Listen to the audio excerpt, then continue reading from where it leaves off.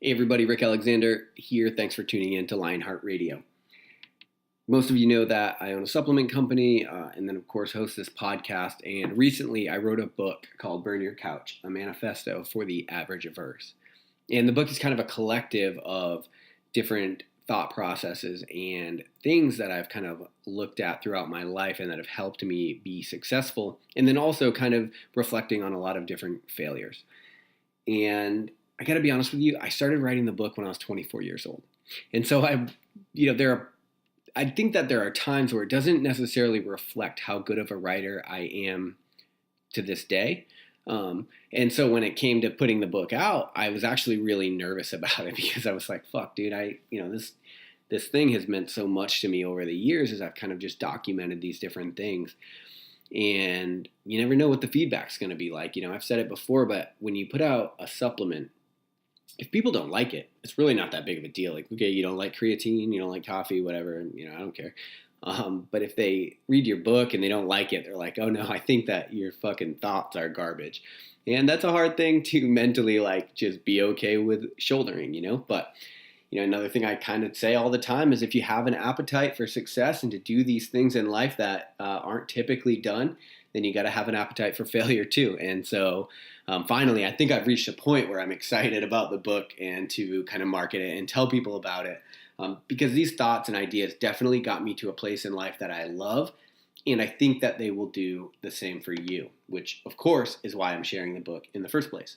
And so today what I'm going to do is I'm going to share about 8 pages of the book, not very long, of chapter 4. Chapter 4 is called Confusing Comfort for Happiness. And this was kind of the thought process and the original idea that sparked the book in the first place, probably 10 years ago when I started really thinking about this.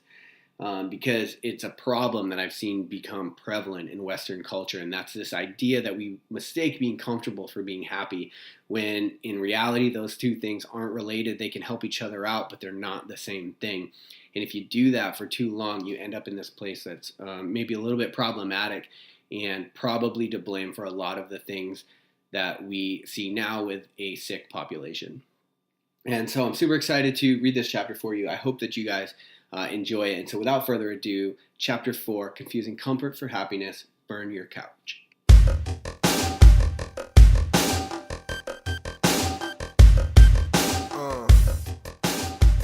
Comfort only makes you happy long enough to make you miserable. There's no scenario in life that allows you to escape pain. Temporary relief is a minor disruption to an otherwise inevitable life of one pain after another. A heart attack, from what I hear, is a painful experience. On the other hand, reducing the risk of heart attack starting at an early age isn't without its pain either. Constantly getting yourself to the gym, enduring the pain of discipline when it comes to making good diet choices, and avoiding fast food might be considered painful to some people. Even for the most motivated of individuals, getting the lifestyle aspect right from a health standpoint is certainly not without its pain points. Either way you look at it, you're going to undergo a certain amount of pain trying to stay healthy. You just have to decide what type of pain is worth enduring. The same goes for almost any scenario in life. Starting a business is an excruciatingly difficult experience. Early mornings, late nights, stress levels through the roof are not easy things to manage. On the other hand, going to work for someone else is not without its pain points either. Rearranging your life according to someone else's schedule and knowing that your fate is largely in the hands of someone else, to an entrepreneur, are unbearable facts. Your tolerance for risk and what you consider to be the makings of a good life will influence which of these pain points you're willing to endure. On a recent ski trip, I noticed a bartender who was waiting on me slip into the back room and take a Percocet. Apparently, standing for a 6-hour shift was causing his knees, which had their work cut out for them supporting his portly frame, to ache as he made his way from one end of the bar to the other. A life of comfort may feel good at first, but that only lasts long enough to make you miserable. This bartender was very clearly going through acute pain due to a life of ease. Alas, none of us will ever truly escape pain. The goal, then, should be to pursue pain in life of your own choosing. People love to point out the hours that I spend in the gym or on the trails and tell me how I will assuredly need this surgery or that repair. They point out how all the miles will put me in a wheelchair. While I understand that some of it is just joking, I can promise you one thing. I sure as hell don't need a Percocet to stay on my feet for 6 hours. The military is notorious for many different things, but among them, perhaps the most notable, is the bond that is created amongst soldiers. This isn't because the military only recruits from a certain demographic. In fact, that couldn't be any further from the truth. The first day that I arrived at boot camp, I looked around and had trouble comprehending the many different shades of people I saw gathered into one space. Realistically, any bond that would be built on anything superficial, like skin color or social class, is nothing compared to the camaraderie built in the military. Many people have speculated what it is that causes such a kinship as they strive to build it into their own organization or company.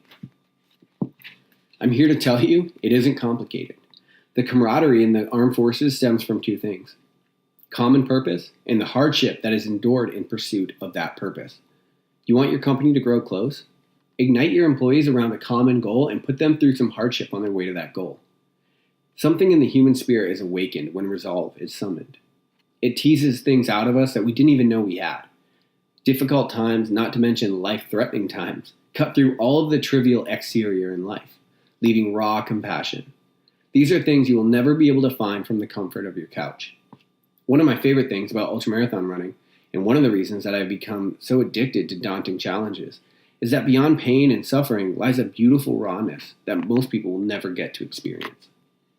When you push on for long enough, the pain will eventually go away. Once the pain leaves your mind, it will go away for a few miles, and then slowly but surely it will start pulling away at your emotions. I know it sounds crazy, but I'm a pretty emotionless guy, and this experience gets to me every single time. The pain strips you of any exterior you might think you have, and slowly but surely it leaves you feeling raw and ready to experience the world in a completely different way. This is why I can tell you with confidence that I don't love the pain. In fact, like I said before, I don't even like it. What I love more than anything is what is on the other side of it. The feeling you get when you outlast it. This is why I would never consider stopping or quitting an event of my own accord. This is why I love every minute of a challenge. Even if on the surface it seems like I am miserable, I am, and I love it. Because I don't run ultramarathons to avoid the pain. I run them to find the person who lies on the other side of that pain. Ultramarathons are my current chosen poison, but it doesn't matter what you do so long as you do something that pulls you out of your comfort zone. I have spent winters racing snowboards and summers racing mountain bikes and paddleboards, competing in strength sports and everything in between. What the medium is doesn't matter. I'm not after the mastery of something, but the growth that I get as a result of the pursuit of something that lies outside of my comfort zone. As the arc of what is comfortable grows, so do I. This is where you have to continue seeking new experiences. No one cares about how cool you used to be, what you used to be able to do, or anything else that happened in the past. Remember, forward progress is the only thing that will keep you from getting stuck. You must stay hungry in the pursuit of new horizons if you are to stay happy. Life hack. Be like Gump. When I was 19, in the way that many teenagers do, I felt like I had a lot to be sad about. A breakup was the end of the world, and in general, I didn't have any direction. Many of my friends seemed to know exactly what they wanted, but I was hungry for life and had no idea which direction to go. At the time, this felt a lot like depression, but it was merely a lack of perspective. Getting stuck inside of your own head and allowing negative thoughts to consume you is easy when you're alone on your couch. And if you don't make a move quick, this is also where real depression can begin to set in. That is where I discovered something that would lay the groundwork for a much better life. In the absence of a plan, just move forward. One night, I put on my running shoes and hit the road. Thinking back, I'm not sure that I even closed the door behind me. With no plan, I began running. Other than school sports, I had never really run for the sake of it, but for the first time in a long time, I didn't give a damn where I ended up. I put one foot in front of the other until my knees and legs hurt, and then I kept running. I passed our town's rival school, and then eventually I passed our rival's rival. I couldn't tell you how long I actually ran, but something in me refused to turn around. Way past safe and comfortable, I just kept trekking into the night, into exhaustion. I ran through every song on my first generation iPod at least 3 times. Finally, deep into the night, when everything below my waist hurt more than I had ever known running to hurt, I stopped and looked around. I was sore, lost, with no money. I did the only thing I could do. I put one foot in front of the other and I started to dig myself out of the hole. Eventually, early the next morning, I would get back home. Truthfully, I may not have, had I not run into scared family members who had been out driving around looking for me, getting worried when I never returned home for dinner. That night, I woke in fits of cramped legs and feelings of falling. 5 days passed before I could sit and stand without vocalizing the amount of pain that I was in. I limped around with a smile on my face. The small things that had stressed me out seemed to fall away into the night with every step and every barrier I ran through. People may not advise pulling a Forrest Gump and running as far as you can in one direction with no plan to get home, but honestly, those people don't understand this sort of solution. Sometimes getting yourself in too deep is the only real way to find out what you're made of. A certain shift in perspective comes with the pain, and for whatever reason, our DNA is hardwired to meet pain with action. Our lizard brain loves a battle to fight and a mountain to conquer, and nothing we can do will satisfy that besides conquering the occasional mountain. All right, so that was the first 8 pages of Chapter 4 of Burn Your Couch, Confusing Comfort for Happiness. If you guys did like that, I would encourage you to go to www.burnyourcouch.com, pick up a gift for yourself and for the loved ones, and definitely give me your feedback, whether you liked it or whether you thought it sucked. I'm open to anything. This is a process. I'm going to keep writing books, and I'm going to keep writing podcasts. And there's going to be a lot of people that don't like them, and they think my perspective sucks. And you know what I say? Fuck those people. Because there's a lot of people out there that can benefit from the shit that you have to say. And so I hope that you can take what I'm saying and the model that I'm using and apply it, and so that you can inspire others by what you are doing. Hopefully all that rambling made sense. If not, you guys have a good day, and we'll check you out next time on Lionheart Radio. Thanks for listening to Lionheart Radio. I hope that the information from today's show will make you fitter, happier, and healthier. For the show notes of this episode and every episode, head to www.lionheartrad.io. Yep, just like Lionheart Radio. And please, if you have the time, head over to iTunes and give us a 5-star rating. It really helps us to know that we're on the right track in delivering you reliable information and value.